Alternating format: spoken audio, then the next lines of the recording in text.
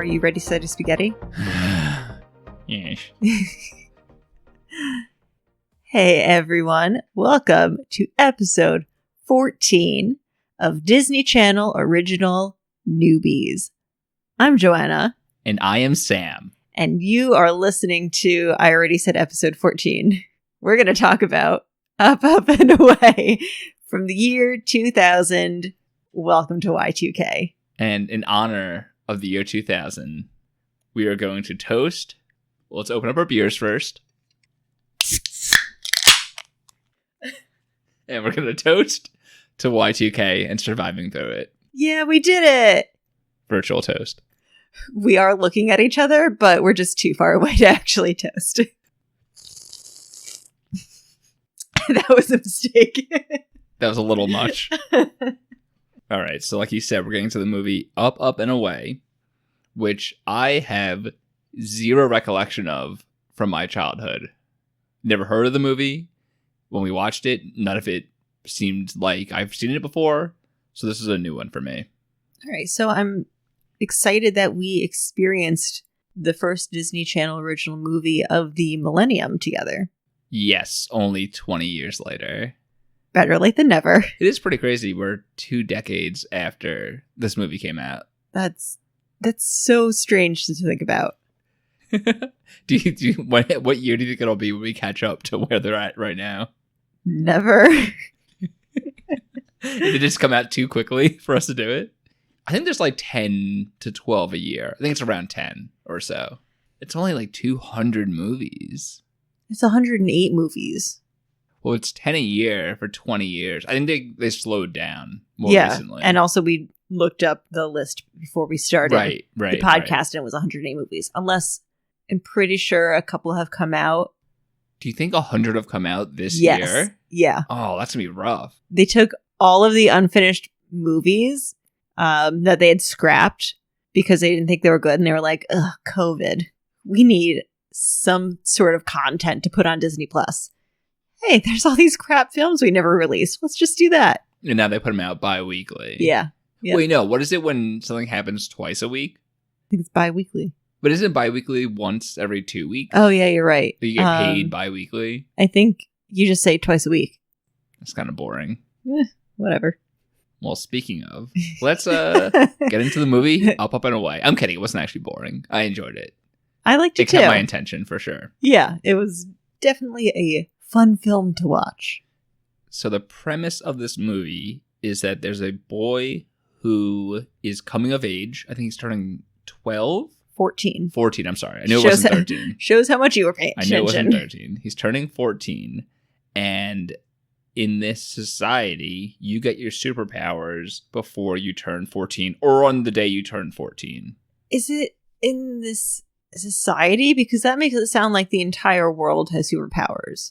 For everyone that is a superhero, you get your powers before you're 14, or the day you turn 14. It seemed, yeah, okay. It seemed like coming up to the 14th birthday. Yes, it wasn't like a familial thing. It was all superheroes are this way. Yeah. And this kid doesn't have his powers yet. His whole family has powers. His dad's friends all have powers. And it's basically to see whether or not he's going to get his powers. And then there's also some shenanigans going on in town that they have to resolve. Yeah. There's a new villain in town. We can't really call him a super villain because he doesn't have superpowers, but there's a villain in town. Yes. Although, if that's the case, spoiler alert, you also couldn't call the most recent villain, Spider-Man, a supervillain either. I wouldn't. So he's just a regular villain? Yeah. Oh, interesting. Mm-hmm. With super resources. Yes. Well, then again, so then Batman's not a superhero. No, he's an anti-hero. But the whole super part is the part I was kind of I know. on. Same with Iron Man. Neither of them are superheroes, is what you're saying. But he's super rich. For the record, Joanna, you are saying that neither Batman or Iron Man are superheroes, correct? Sure. Yeah, we'll go with that. Wow. Yeah. Both super rich, Batman and Iron Man. That is not going to go down well with our Comic-Con listeners. They gave up on us a while ago, so not too concerned. Maybe they like this movie. Who knows? The That's true. superheroes. That's true. Comic-Con listeners, I apologize. So this movie opens up with, there's an organization called Earth Protectors, and you're not really sure what they're doing. It's kind of, you're kept in the dark in the beginning. And there's a guy who I just know from Entourage, the show, named E. So I'm just going to call him E throughout this to make it easier. For you, but not for me, because Yes. I did not watch Entourage. So E from Entourage, the main bad guy, that's not a supervillain. He and a woman are putting together some software, I think, and you don't really know what's going on, but they're called Earth Protectors. So you're like, oh, are they protecting the Earth? Who knows? And it kind of leaves them off there. Kind of, you don't really know what's going on. To me, it seemed like something nefarious was happening just because of the setting. It was in, I don't know, a darker room, lots of like sketchy technology happening.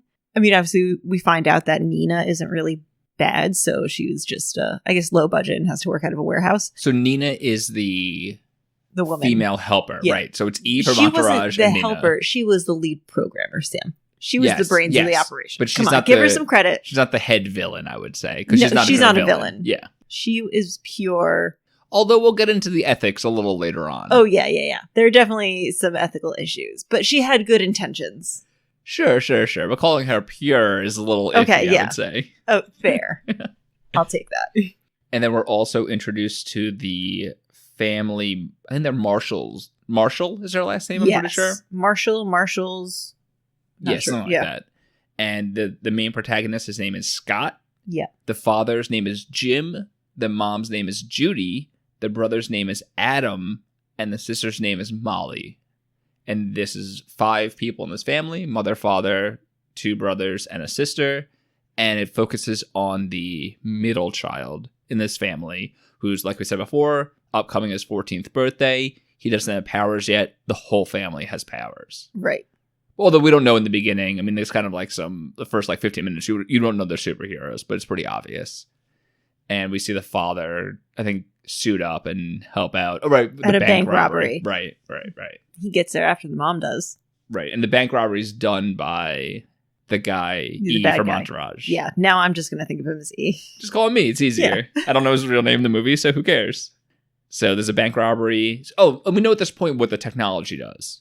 Yes. What it is meant to do is kind of hypnotize adolescent brains and have them become better to the environment. So they recycle, they compost, they throw out their trash. But Mr. Quinn, who, as Sam calls him, E, hijacks it and just uses it for mind control so he can kind of do whatever he wants and get lots of money and take over the world. Yes. And before we get to that point, there's a few things that we have to discuss.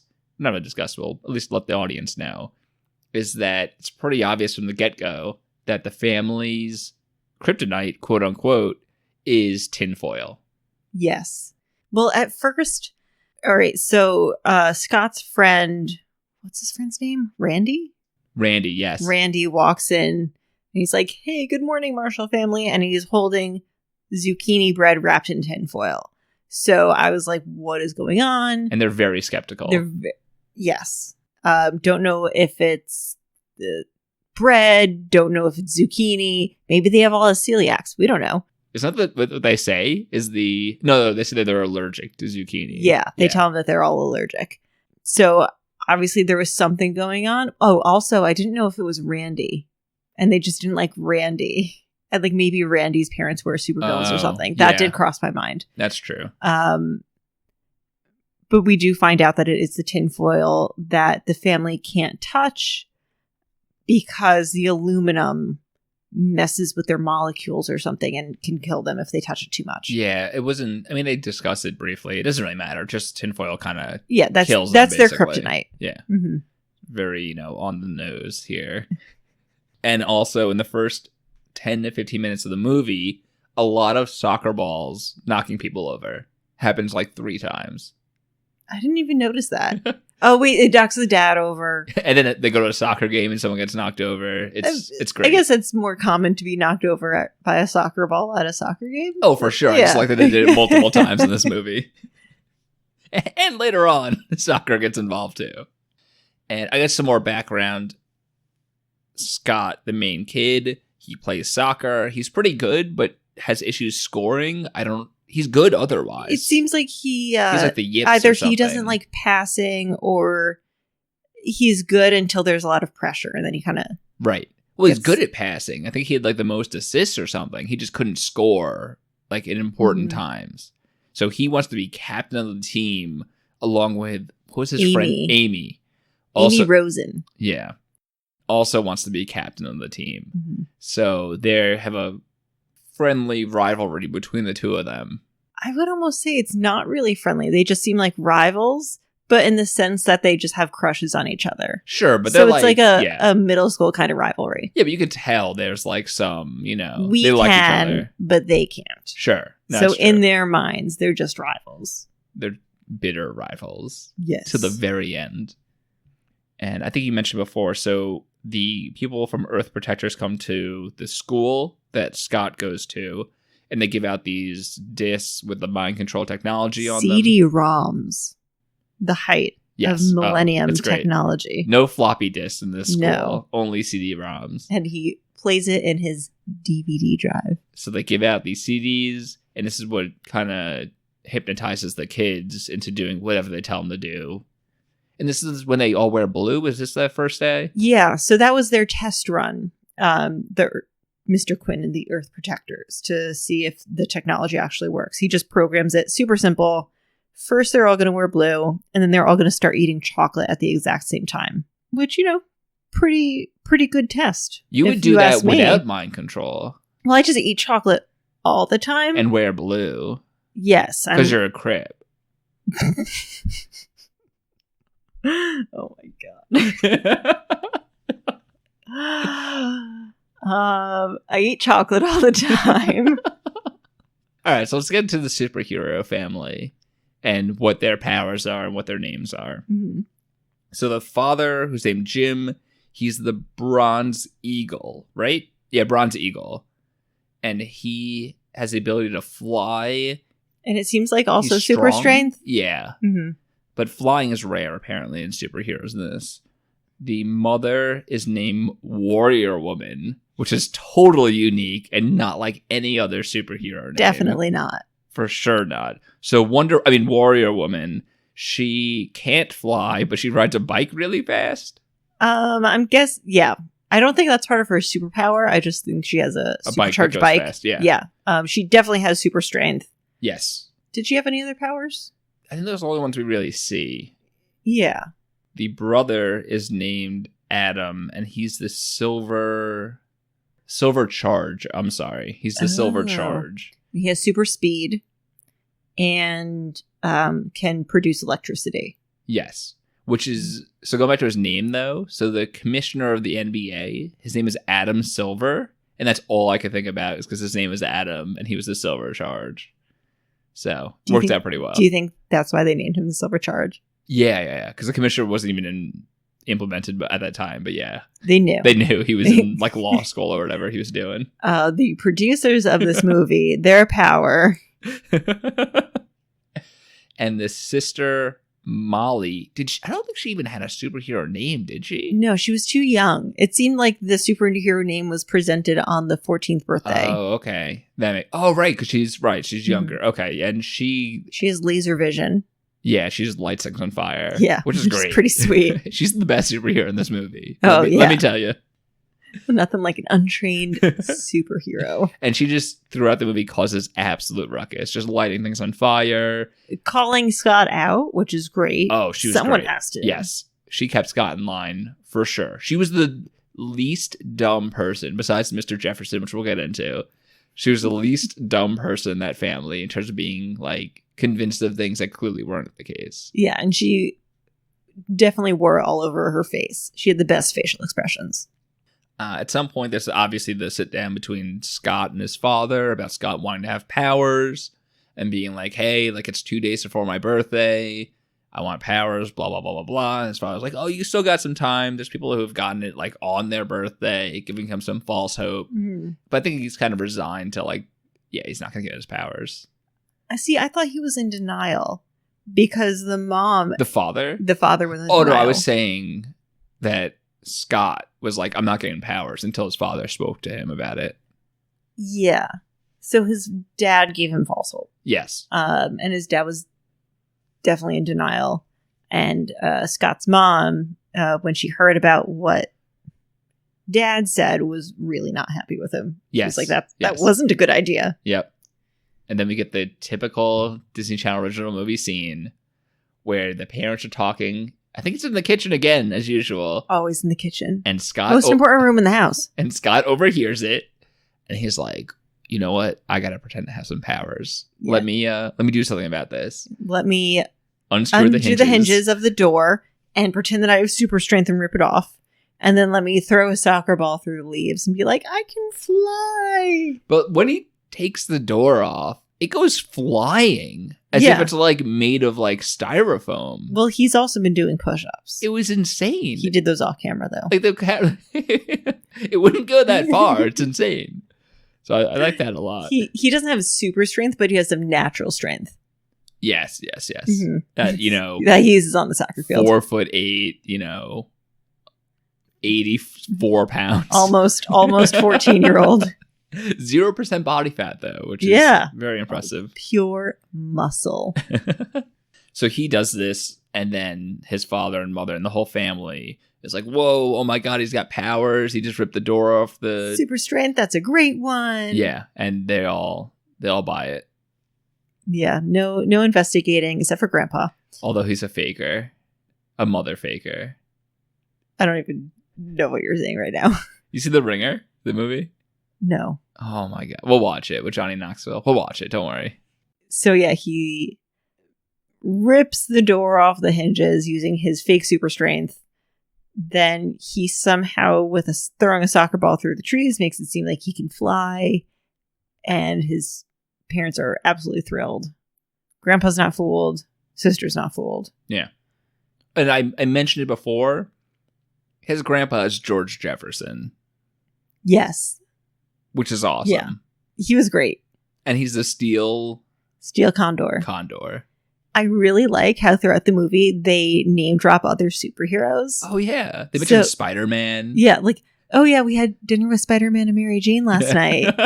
And Grandpa is like, yeah, Superman stole my name. Mana, steel condor. Yeah.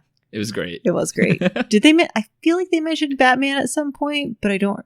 I just remember Spider-Man and Superman, obviously, but I don't remember. It's possible for sure. Mm-hmm. But he's not a superhero, so we went over this.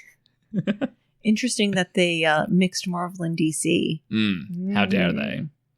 Oh, also they eat vegetables for their powers. Oh, so many vegetables. They eat a lot of. They're basically Popeye. They eat spinach to get strong. 100%. They look like green veggies too. Their dinner table is my dream. I'm surprised you don't have superpowers yet. That I know of. That's right. That you know of. Your superpower is podcasting. I mean, maybe not. Maybe I have other powers and I just don't want to tell you because I'm protecting you. Well, I appreciate it. All those times that I ask you to open jars for me, I can really open them myself. And I think you went over it before, but he also says that he could fly, which is a rare trait in superheroes. So they're like, oh, let's go see you fly. And he's like, oh, no. So he just throws a soccer ball into the tree. It makes no sense. No. And this was, for me, the biggest of the plot holes, that they wouldn't insist in watching him take off. It's his first time ever, or second time ever flying. He just got his powers today or yesterday. And you're like, you know what? You could fly? We'll take your word for it. Mm-hmm. Insane. Yeah. And yeah, they don't at least try to watch him take off. The dad doesn't go up after him and be like, hey, I didn't see you flying around. Oh, I think the next day after he pretends to have powers is where they all wear blue to school. I think it's sometime thereafter, either that day or the next day, his father goes to fly with him and holds his hand and carries him up into the air. And he's like, all right, go. Like a baby bird. Push him right off that branch. And he almost crashes into the earth and dies. Don't worry, he doesn't. That would have been a terrible end to the movie. Insane. Yeah. I mean, I get where the dad was coming from, but... Oh, totally. It's like riding a bike. You just, you hold on, and you just push them and hope they can, like, pedal and keep the momentum going. Yeah. Or, like, learning to swim. Same thing. Excuse me? Throw them in. I don't understand. Do what now? Don't worry. We'll teach you how to swim. We'll get into that later. Papa, kick. And I think the next day, there's a day before his birthday is when he says he could fly. Or 2 days before. And then it's his birthday. Hooray. And because it's the 14th birthday, this is the celebration of you becoming a superhero, like officially, I guess. First of all, love how they are all wearing their costumes, all the superheroes. Oh, yeah. So all the friends at the party are all superheroes. Yeah, because this isn't really Scott's friend birthday party. It's his coming out as a superhero party. It's his superhero bar mitzvah. Yes. That's the perfect way to put it. His Haftorah was perfect, by the way. He really nailed it. Mazel tov. So yeah, all of the superheroes in town are there, all in costume, all referring to each other by their superhero names, which is great. Who was your favorite superhero at the party? I mean, I think the one that stood out the most was the one with the stretchy arms. Okay. Who was basically Reed Richards. Oh, they mentioned What the does that Fantastic mean? Four What's at some Reed point. Richards? Reed Richards is in the Fantastic Four, and he's Mr. Stretch. Oh, okay. Or Mr. Elastic. Yeah, he can stretch out. I like how you referred to him as Reed Richards and not the guy that stretches. Mr. Fantastic. He's Mr. Fantastic. Oh, okay. But we all know him as Reed Richards, obviously. I feel like the Fantastic Four, they don't really go by their superhero names. Really? Except for the Thing. I was going to say the Thing. He's the only one I know. Yeah. Sue Storm is just... She's the Invisible Woman, but she's just Sue Storm. Oh, and then there's the Human Torch. The Human Torch from the movie we watched. Oh, the TV show we watched. The Boys. Yeah. What was it? I can't remember his name. I don't remember either. Something like the Torch. That was... But he was in X-Men. Who was in X-Men? The guy, Lamplighter. Yes. But he was in X-Men in The Boys? The actor who played Lamplighter. Oh, I was like, there's no way that crosses over with real superheroes. No. The guy who played Lamplighter in The Boys plays Iceman in X-Men, which is pretty great. It's the opposite. Yeah. Do you think they did that on purpose? That's crazy. They were like, we don't want your character to cross over, so we're just going in opposite directions. That's like, Danny DeVito playing the supervillain, the Kangaroo, in a movie. Because he was the Penguin before. Go home, you're drunk. I don't even remember what we were talking about. Oh, your favorite superhero in the party. Yeah. The stretchy guy. He wasn't even my favorite. I actually found him kind of annoying because he was just reaching around people. But he's the only one that stuck out. Okay. I had two. One was the guy that was like the inflatable Superman that was in a costume that was just... Oh, just that was great. It was like with air in it. Oh my God, that was fantastic. Oh, all the costumes were so bad. So great. And then my second favorite, on par with inflatable Superman, was there's a guy in like a Trojan costume, but he was like 86 years old. And he looked like... I completely missed that. It looked so ridiculous. I saw the inflatable muscles guy. I did not see the Trojan. Apparently, I could. No, couldn't miss the inflatable Superman. Couldn't take my eyes off of him. So those are my two. Oh, so what happens is at the party, there's an explosion.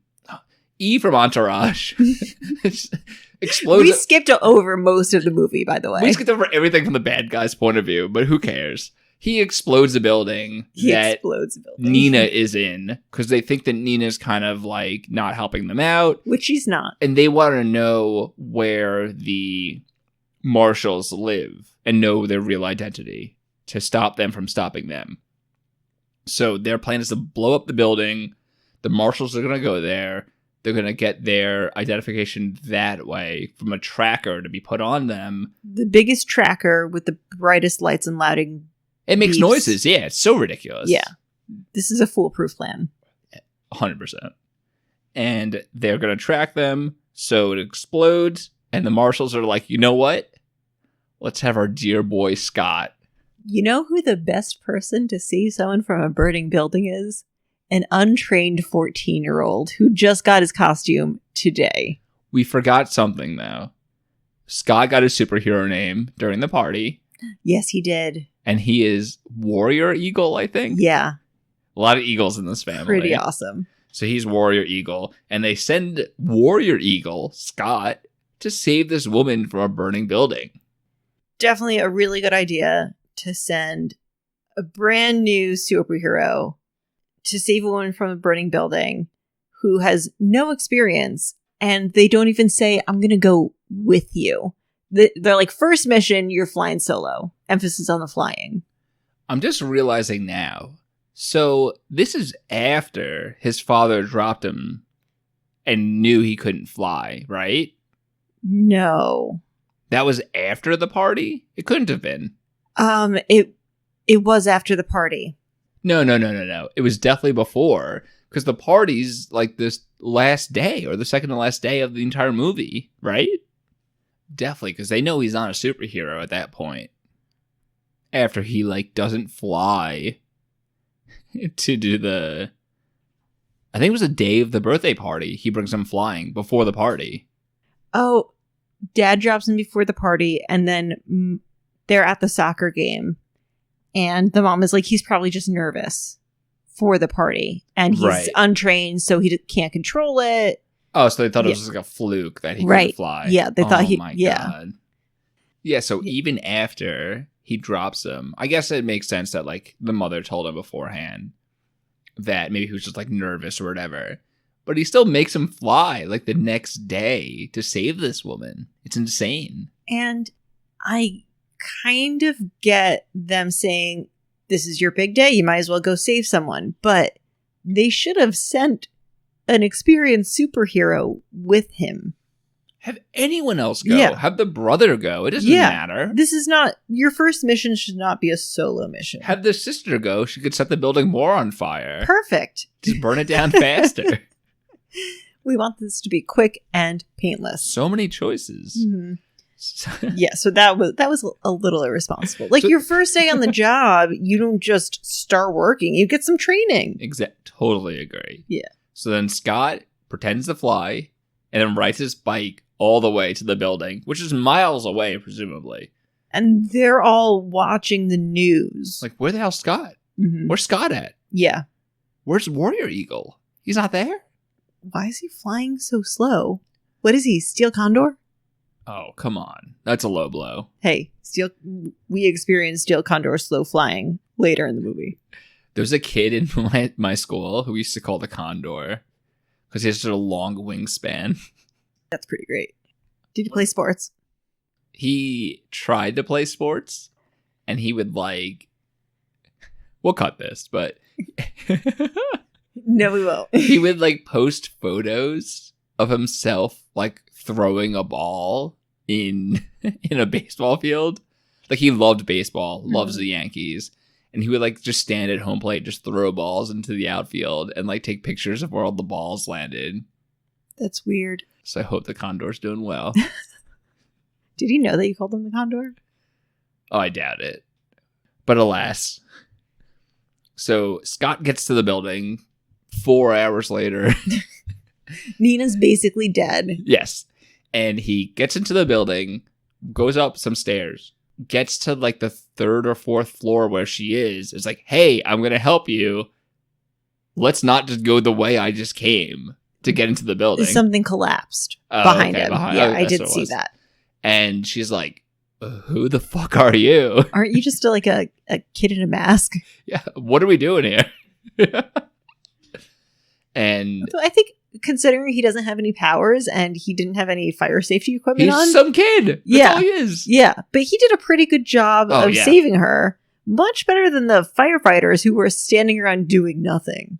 They try to stop him from going in, and then they still did nothing. Yeah, they weren't even shooting water at the building. They couldn't even blockade the building. They couldn't do anything right.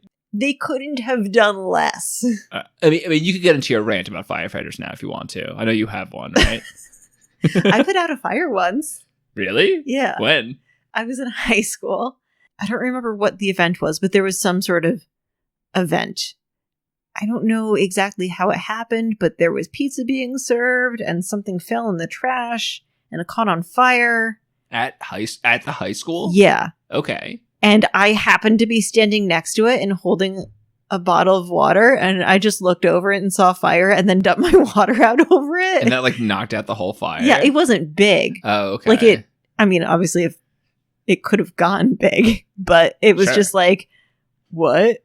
Water dump. And then it was done. Nice. Yeah, I'm a hero. My dad once was trying to cook string beans. And he put it in a plastic pot that was to go in like the microwavable pots that you like a steamer, I guess, kind of thing. Yeah. It has holes in it. So he put the green beans, in the pot. It was just on the stove. And he just like totally like had a brain fart and just turned on the stove. There's no water in it. There's nothing. It's just beans.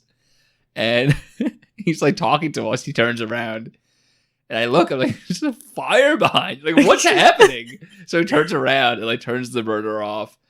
I don't even know how. He must have got like water from the sink. I don't have no idea how he turned it off. And we're like, what the fuck was that? Like, you just said, what would you do? He was like, I just totally forgot what I was doing. I just put the plastic thing of beans. And your dog is still scarred.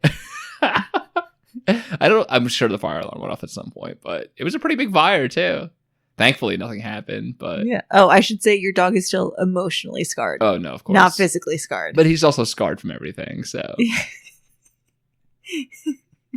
He's just a nervous dog. Yeah, hearing the door open, hearing anyone put their shoes on, hearing a plastic bag, anything scars him at this point, so... He's very skittish. Poor Kobe. And all right, so he gets to the building. They eventually get out. So he saves her. Yeah. Using zero powers. Yeah. So a fireman obviously could have done it.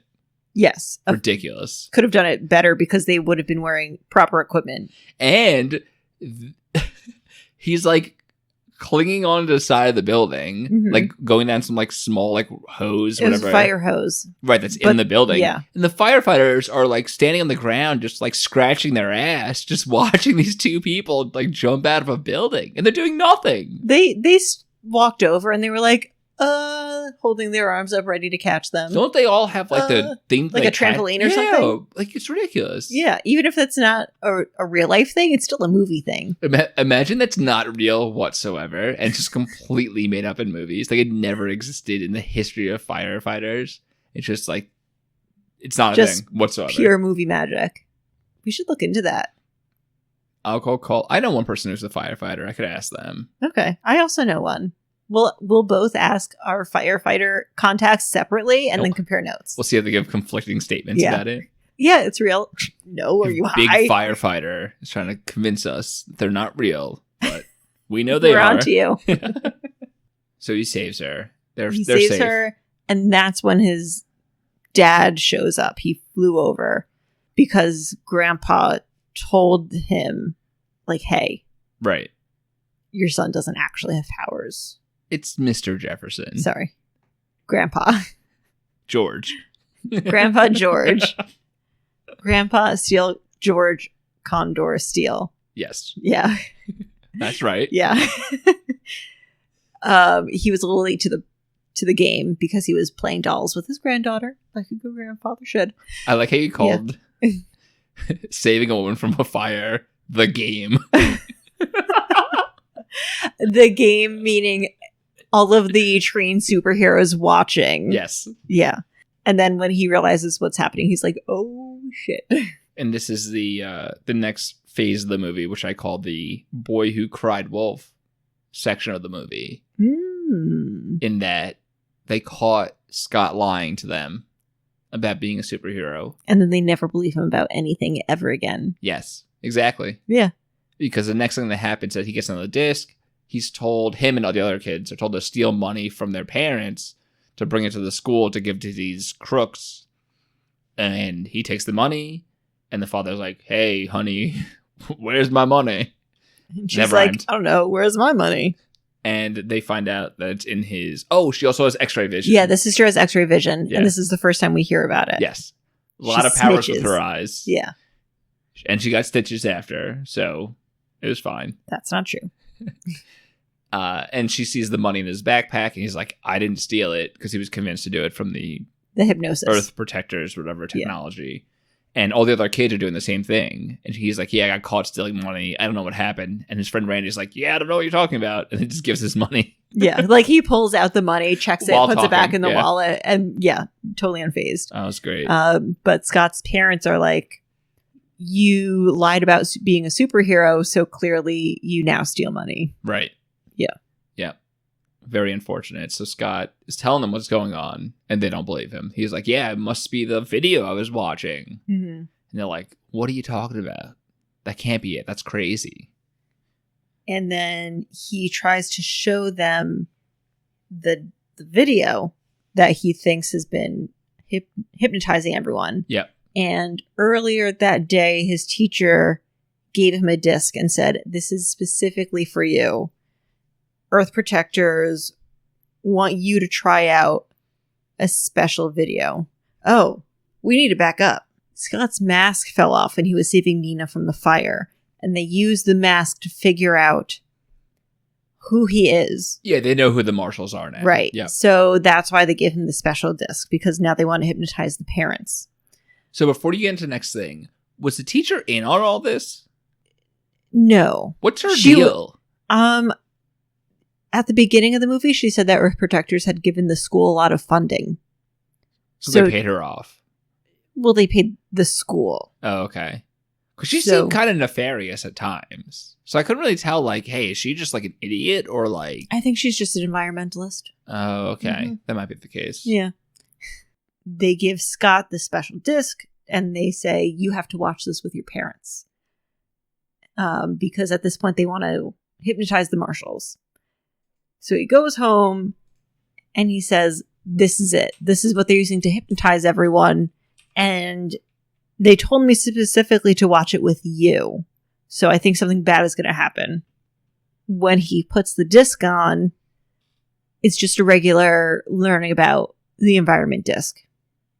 And then we realize that earlier in the day, he had bumped into Amy, his super crush, and accidentally switched discs with her. Right. So she gets the hypnotizing disc. Right. Which makes her mother...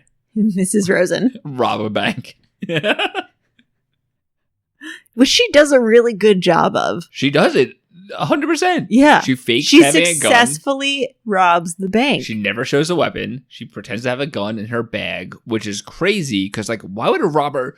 So this happens in a ton of things. Why would a robber ever not show the weapon? What's the benefit to them? Well, if they get caught, they won't have a possession of a gun. They'll just have possession of a finger gun. But it's like, if they have a weapon, what's their benefit? None. But she doesn't. Right. She pretends to. She has finger guns. Yeah. Pew, pew. She does that a few times. Yeah. And they're like, whoa, stop with the pews. Although we don't see her get the money, but it's assumed she does. Because she doesn't get arrested. Yeah. And then... robs a bank and then goes to the Earth Protector headquarters. Right. Mrs. Rosen, reporting for duty. Wait, what does she do after that? Is she just like... She's just like hanging out. Chilling there, right? Yeah. Yeah, because she's they're still hypnotized. This mother is actually useless. She doesn't have superpowers. Oh, and also... So the technology works well on children, but not really well on people who have like well-developed brains. Mm-hmm. So this presumes that Mrs. Rosen does not have a very well-developed brain. No. They said that they tweaked the code so that it works on adults, Sam. I like the presumption better, but okay. So she gets... Your presumption is wrong. She gets there before the family gets there, right? Yeah. Yes. So she gets there, and then the marshals find out what's going on because they're like, Miss Rosen robbed a bank? What's going on? That's not right. So they go to the headquarters. How do they know where the headquarters is? They somehow figure out that Earth Protectors is involved. I don't remember how. But they make the connection and be like, oh, Scott was telling the truth. Yeah, so then let's go over there. So Scott's family, the sister doesn't go. She's in school. Well, she's not a trained superhero yet. So the mother, father, and the son, Adam Silver, they go to the headquarters, and then they get trapped in a tinfoil cage. Tinfoil igloo? Yeah. It was very nicely I liked that they had like tinfoil disco balls also hanging. It was very nice. Yeah, it wasn't just a cage. They put some thought into the design. Had to make it look nice, for sure. I totally 10 agree out with of that. 10. Yep. And it's so ridiculous. So they get trapped in this tinfoil, and it's their kryptonite, so they can't get out of it. Mm-hmm. It'd be funny if they called it their kryptonite. That would be very funny. I feel like at some point they did. They may have, yeah. I think when someone threw a ball of tinfoil at Scott to throw away. Right. And his brother catches it. Yeah. And he's like, this is our kryptonite. Yeah. Good times. So they're all trapped. And the next thing that happens is Scott, Randy, and Amy go to the headquarters because they know what's going on somehow. I think because Amy knows her mother tried to rob a bank. And he's like, I know what's going on. Let's go. He tells Randy and Amy, like, my parents are superheroes. Let's go. And they're like, oh, okay, that makes sense. Yeah, no big deal. Yeah. No biggie. We'll follow you. It's whatever. Yeah. Checks out. So they go down to the headquarters and they have some, like, ridiculous plans. They do, like, it's kind of like under wraps in a way, what they do to try to avoid being killed. They, like, step on some bubble paper. What is it called? Bubble wrap. Yeah, bubble wrap. To make it sound like gunshots. Yeah, which is, like, helps them for like 2 seconds. Which is all they need. Sure, of course. And eventually it gets to a point where all that needs to happen is Scott needs to kick a soccer ball through the tinfoil and hit the TVs. Yeah, the computers, because they're running the program to hypnotize the parents and the brother. Also, why didn't they just close their eyes? 100%, yes. Mm-hmm. Maybe the tinfoil didn't allow them to close their eyes. Right. It was slowly weakening them, so maybe it also weakened their inhibitions. Right. They weren't thinking clearly. And also gets into, so he's not allergic to tinfoil because he's not a superhero, so they like handcuff him with tinfoil to think like, oh, it's going to stop him because he's a superhero, which he isn't. So it doesn't really affect him at all. So that was a plot thing. Yes. That's what they call them, right? Plot things? Yeah, that's the technical term. Yeah. Mm-hmm. But yeah, Scott's soccer skills save the day. At some point in my notes, I wrote, punch him in the balls, Nina, kick him, about Nina towards Mr. Quinn, not Scott. Yes, of course. Oh, and then after everything is resolved, and then they get out and kick ass and whatever, then the grandpa gets there about, 10 minutes later. Yeah, and makes a joke about how he should have just taken a cab. Yes. He's getting up there. It was funny. Yeah, it was funny. He was good. Yeah. He's a really good actor. He was still able to break through the wall. Yeah, he was. Yeah. Slow to fly, still strong. I was reading up on George Jefferson. He started acting when he was like 30 years old. And he was a very private person. And he was like, this role was perfect for me, so I had to do it. But like otherwise, I'm just like, not talking to people in the public. Just doing my own thing. Good for him. Yeah. He passed away like 5-10 years ago, I think. I don't remember. But he was good. He was really good in this movie. Yeah, he's a great funny. actor. I liked him. Yeah. Yeah.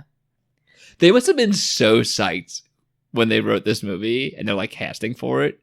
They're like, we got George Jefferson for this movie? They were probably like, there's no way, but we might as well ask. Yeah, why not? Yeah. It can't hurt. Wait, what? He said... Did he say yes? Did you say he said yes? Hold on. I think I have wax in my ears. Oh, and they could also... It's kind of like Men in Black. They like shoot... Well, the younger brother... No, the older brother. Shoots electricity and you like forget what's going on. Yeah. And so... Amy asks Scott to the dance. He was like, yes, of course. I like you, whatever. And then the brother wipes her memory. Like a second later, the older brother wipes her memory. She was like, God damn it. She just realized she liked me. Oh, it was so funny. I really liked that. And then the mom says, very wisely, if she likes you for you and not because you're related to superheroes, she'll say yes anyway. Right. So the next day, they come into contact with each other, and Amy doesn't remember anything. And he asks her to the dance. Oh, wait, no, he doesn't. No. He never does. Yeah, he wants out.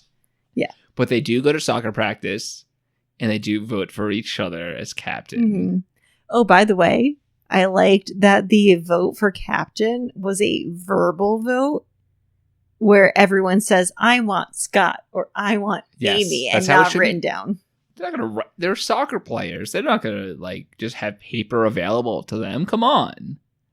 I mean, in high school, I played tennis and we had paper available, but I guess that's because the tennis team is the smart team. Who are they? Bill Gates? They don't have the money for that. Says the coach with the clipboard with papers on it. Those weren't papers. Those were actually just pictures of his dog. Oh, that's so sweet. He misses so many coaches, so he just flips through pictures. Oh, that's adorable. That's the movie I want to watch. But not You Lucky Dog. Yeah, so they vote for each other as captain. They become co-captains. And that's the movie. Oh, they also defeated E. Oh. Yeah, they did. So we'll get into a few quick things. So E was defeated. Mm-hmm. What was the woman's name? Nina, who was his partner. Her whole goal was to like mind control people to save the universe. To save the Earth. I'm sorry, not universe. Yeah. To save the Earth. Environmentally. Right. To save the not ozone. Pollute, do all of whatever. Which is okay. I mean, it's fine. But where do you stand on that morally? I don't think mind controlling people in general is, like, as a rule of thumb, not a good thing. Even if you're trying to make everyone vegan, compost regularly, recycle. And she recognizes that. What if you made people not murder?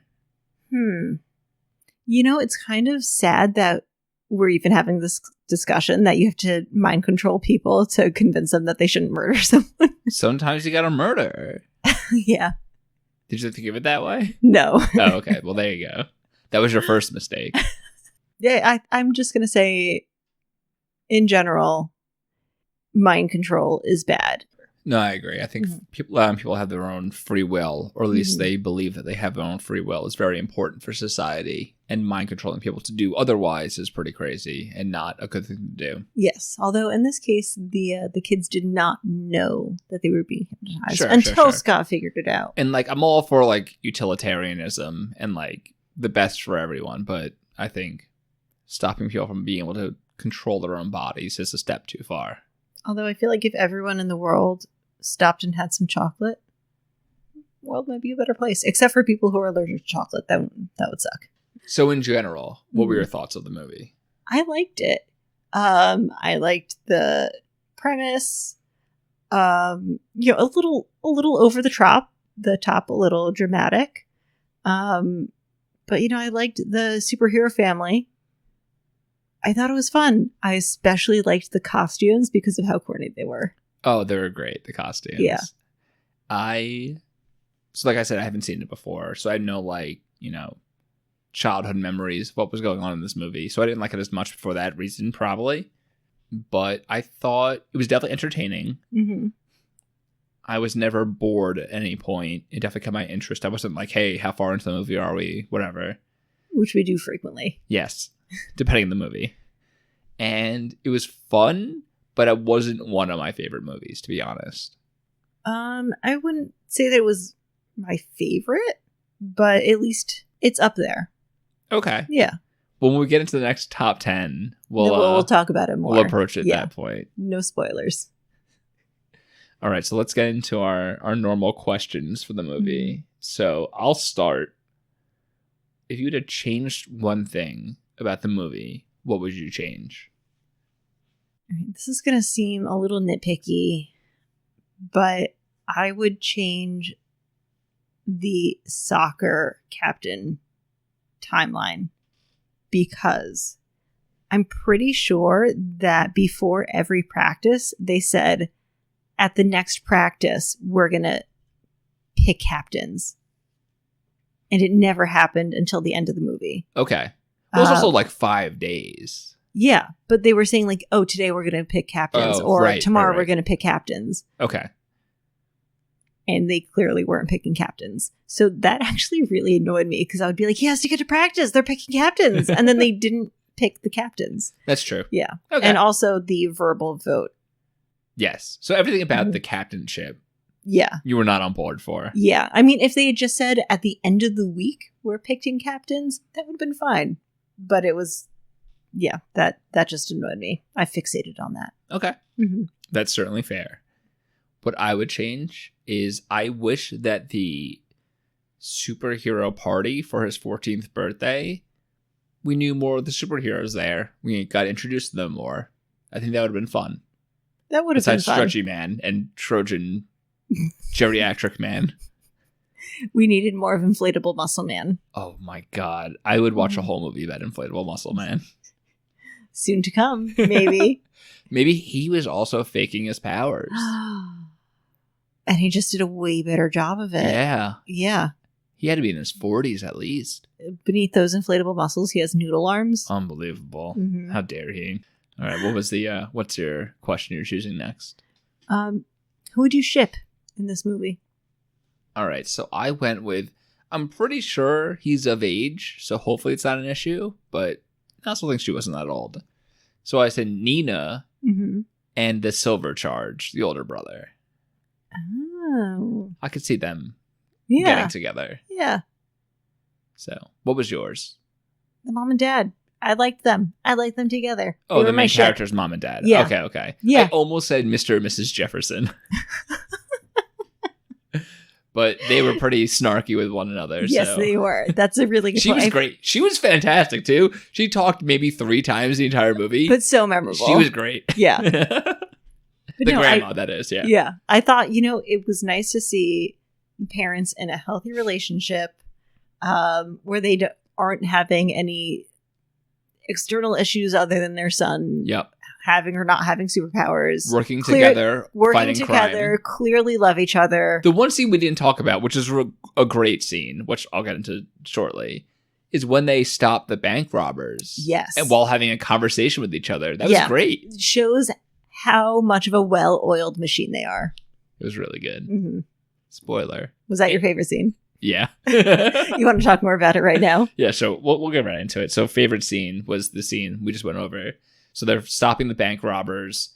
They run out. They fight a bunch of them. Then they try to drive away. They drive right into her, and the car breaks in the front. It was done very well, by the way, in terms of effects. Yeah. And them just fighting while having a normal conversation. Not out of breath. I loved that scene so much. You can tell that they have done this so many times before, and they have it down to a science. Absolutely. It was great. They did a really good job on that. Mm-hmm. What was your favorite scene? So I did think about that scene, but then I thought about all the hypnosis scenes where Scott or any of his friends are watching the Earth Planet DVDs, Earth Protector DVDs, and they're just so blank-faced with their mouths hanging open, getting hypnotized. And I was like, yes, this is exactly how it would look if a 14-year-old were getting hypnotized. This is spot on. It was also funny when they did that when he was in the principal's office. Mm-hmm. So he gets hypnotized for 2 hours, and he comes out and sees Randy. He's like, "Hey, Randy, what's going on?" And Randy's like, "Where have you been?" He's like, "Oh no, I just went to the office for a minute." He's like, "You were there for 2 hours?" He's like, "Really? Oh, okay." And it just goes on like nothing happened. Yep. That's also a very 14-year-old thing to do. Oh, it was great. Yeah, so anything having to do with hypnosis, 10 out of 10. They were very good. All right, so the last one is, who would you most want to hang out with from the movie? Okay, who do you think I'm going to say? Oh, you always say someone ridiculous, so I'm going to say the little sister. I did not say that, but I kind of wish I had. Oh, okay. I put Nina. I also put Nina.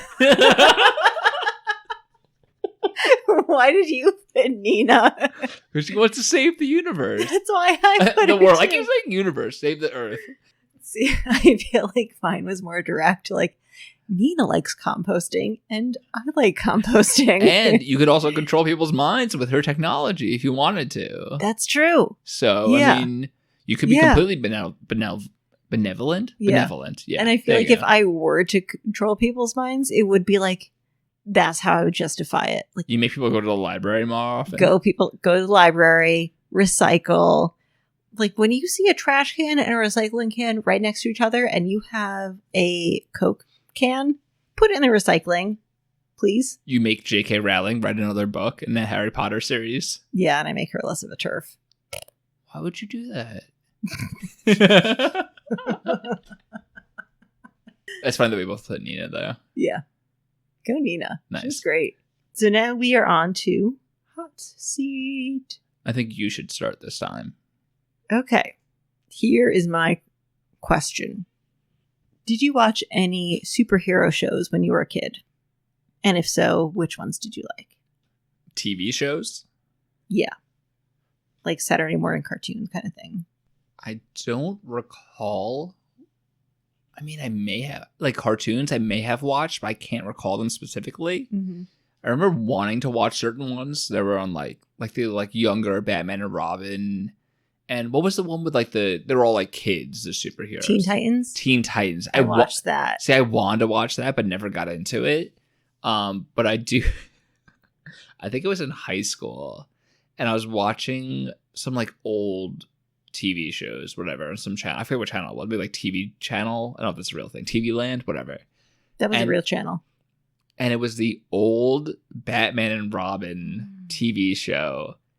And it was one of the funniest things I've, not on purpose, but one of the funniest things I've ever watched. Like, like the Joker was in it, and it just looks like a drag queen, basically. It looks ridiculous. And, and they're just, like, fighting each other. Like, clearly the fist is, like, completely missing them. No tools or anything.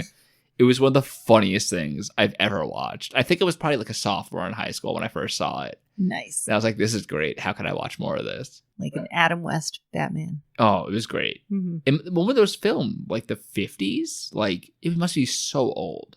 Yeah. I don't think it was the 50s, but... Okay, 60s? It had to be 60s. Maybe. Yeah. It's so funny to watch. Did you ever watch any? Yeah. Saturday morning cartoons. I definitely watched Teen Titans. I definitely remember watching X-Men. I don't remember if it was a consistent show. The TV. I never watched the TV cartoons. show. You know what? I'm getting some sort of, like, memory of the TV show, but I don't know if it was a movie that was animated or the TV show. I can't answer that question for you, but Okay. I definitely remember, like, Rogue and Gambit and those characters in animated form. The Queen's Gambit. Yeah. Yeah, the Queen's Gambit animated. Yeah. That was great. So I watched those. I watched Teenage Mutant Ninja Turtles. Oh, I mean, I watched that. Are they superheroes? Yeah, they're mutant turtles, Oh, okay. Sam. I watched that cartoon all the time. I had, like, the movies, too, on, like, VHS. Oh, yeah, the live action No. movies? No, like, the cartoon Oh. movies. They were, like, 40 minutes long or whatever. There was, like, one where they had, like, pizza. And that they always have pizza. Let me finish. Okay, sorry. They had pepperoni pizza. Mm-hmm. And whenever they microwaved it, the, like, monsters grew out of the pepperoni, I think it was. That's their worst nightmare. It was insane. All right, so my first question is, who is your least favorite superhero? Or one of your least favorite? Oh, man. The stretchy guy in Up and Away. You hated him that much? My least favorite hero. This is a tough one. One of your least. You don't have to do, like, your absolute least. You won't hurt anyone's feelings here. I don't know, because I feel like in terms of movies and comics, if I don't like a hero or they don't grab me, I just don't continue. So I don't have enough time to dislike them. It's just like, oh, this character didn't grab my attention. Okay. Let me rephrase the question then. Mm-hmm. who is your least favorite superhero, and why is it Squirrel Girl?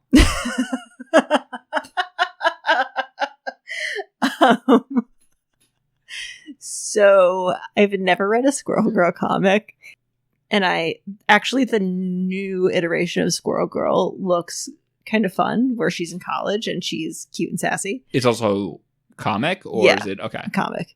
But the old Squirrel Girl comic, she just looks so creepy. Yeah, like she has that black eye makeup. It's the eyes. It's the eyes, and I can't get past it. Is she in any movies? No. Oh, okay. That's too bad. We should produce one.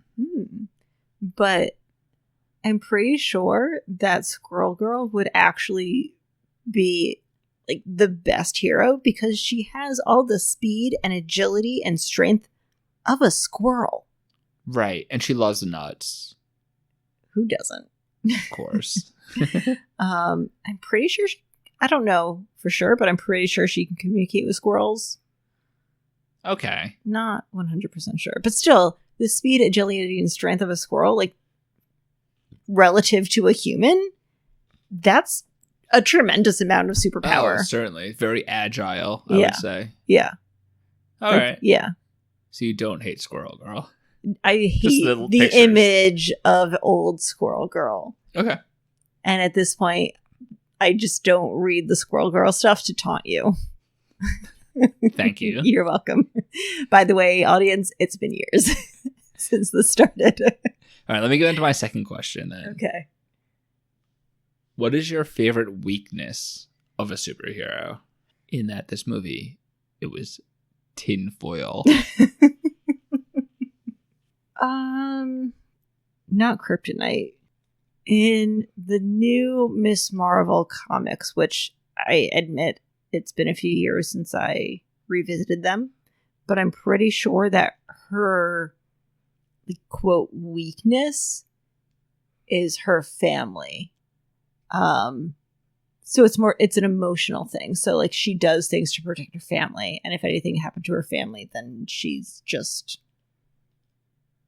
it's not great for her. Because she cares about them. So she does what she can to save them, but a lot of her decisions are based on protecting them and not necessarily looking at the larger picture. She's also in high school, so that also plays into it. But I thought that was, it's an emotional weakness, which I think it makes her more human and relatable, which not all superheroes are. So would you say that's similar to Baby Yoda in that? Spoilers, Sam. What? It came out a day ago. But what if someone's not caught up? Some people are still in the first season. I don't think that's big of a spoiler. We'll see. We'll see if we get angry emails. This is gonna blow up. This is gonna be the most hate we've ever received. This is gonna tank us. Yeah.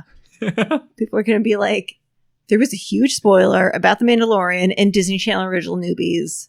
Yes, that's correct. Cancel culture them. Yes, please. That's not cancel them. Please cancel us. Cancel us. I dare you. Coward. There's going to be so much. We're going to be trending on Twitter in a bad way. 100%. Although there's no such thing as bad press. What else happened in the most recent episode of The Mandalorian? So what is your you only did one so far, right? Yeah. What was your second question? What would your weakness be? What would be your kryptonite? Oh, that's a good one. Mm-hmm. Probably swimming.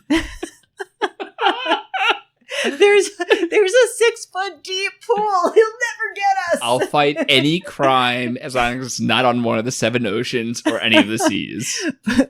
Or in a diving pool. Or a small pond. Get me away from small ponds. Otherwise, I will save the day. So yeah, no water, please. Rain is okay. I'm okay with rain. But no. Also shallow water. No 6 foot deep water. Yeah. Not anything for me. You can't stand in. Also anything that's gross to touch. Oh, no stagnant water. Yeah. I guess is the way I'll put it. Yeah. Because that works with pools and also anything else. Well, the pools are okay because they kind of filter chlorinated, out water. Yeah. But lakes, oh my God. Anyone that goes in a lake is a fucking psychopath. What if the villain is in the bottom of a sink that's filled with gross water? Everyone's dying. Don't worry, folks. I will stick my hand in there and save the day. Ew. All right, so that was Hot Seat. And so I'm going to go into every episode you do a prediction of what the next movie is about. So your prediction for this movie was way off. Was that there was an airplane, which up and away makes sense. Yeah. And the main character was a girl, and she had a friend named Joanna, who was also a girl. And I think they were teenagers. I'm not sure what you said. I said 13 to 15, so yes, I was right on you did say that. Yeah, and there was flying involved. And they were on a class trip in an airplane, and the airplane crashes. In this Disney Channel original movie, the airplane with children crashes. And it's Lord of the Flies. And it becomes Lord of the Flies. Yeah. Which... including Piggy. Not that far off. So yeah, so that was your prediction for that one. So you're ready for the name of the next movie? Yes. Okay, the next movie is called The Color of Friendship. Oh, you know what? I'll do the prediction for this, and then we definitely missed like major points that we should talk about. In the movie? Yeah. All right, we'll get to it. All right. So The Color of Friendship, I do have to admit that when we first started this adventure, either you or someone else talked about The Color of Friendship, and I did see the movie poster. I'll give you a quick hint. It definitely wasn't me. Okay. Someone that I don't remember talked about this, and I did see the movie poster. Okay, that's fine. So I do know that is about two female friends. One is white and one is black. And they are, I'm guessing, friends. Yeah. All probably right. face some sort of adversity. So what's the adversity in this movie? I'm guessing it's racial tensions. You know what? I got a better question. Mm-hmm. In what era does this movie take place? I think this is not a hint. I have never seen this movie. I think it's modern day for the movie. So 2000s. in the late 90s, early 2000s. Okay. Mm-hmm. And the conflict is some sort of racial strife, is what you said. And what is the resolution in the movie, if there is one? People stop being assholes. Is the resolution that racism ends? Yes, forever for everyone. All right, That's not just for these two girls. That's a fun movie. Yeah, or it just ends for these two girls, which we'll take what we can get. Fair. Yeah. Okay. Mm-hmm. So what were the plot points you wanted to go over about this movie? Not the plot points, but this was the first movie where the lead character and the lead family were all black. Yes. Oh, yeah, we didn't mention that at all. Yeah. Yeah. And the villain. Well, we did mention George Jefferson, though. We did. That's true. But yeah. All superhero family. And the villain was a white male. Yes. And what was the name again of the woman? Nina, also a white woman. And I think she's a vegan, so that's not surprising. Fine. And I think all the bad guys are white. I'm pretty sure. Yeah. Although we don't really know who the goons are for the most part. We know one, but the other ones just kind of like come out. But they're on screen and they were all white. Yeah. Yeah.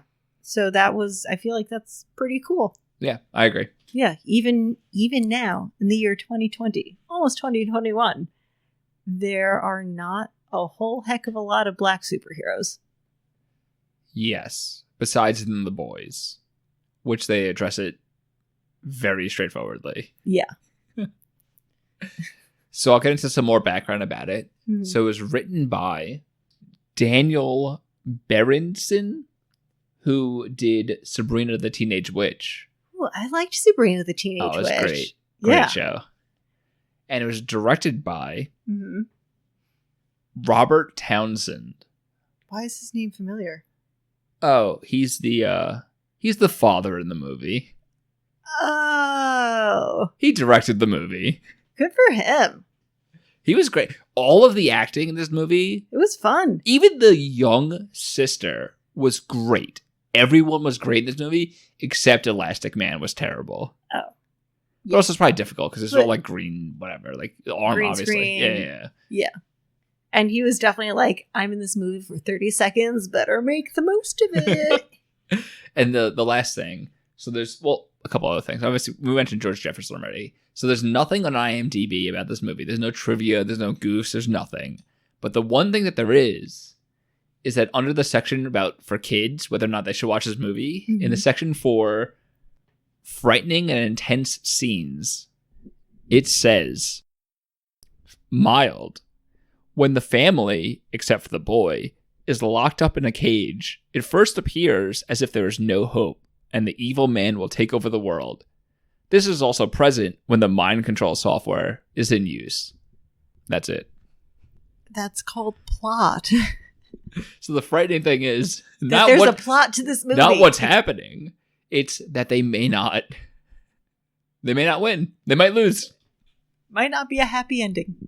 Oh, it's so great. And a couple things about some of the actors.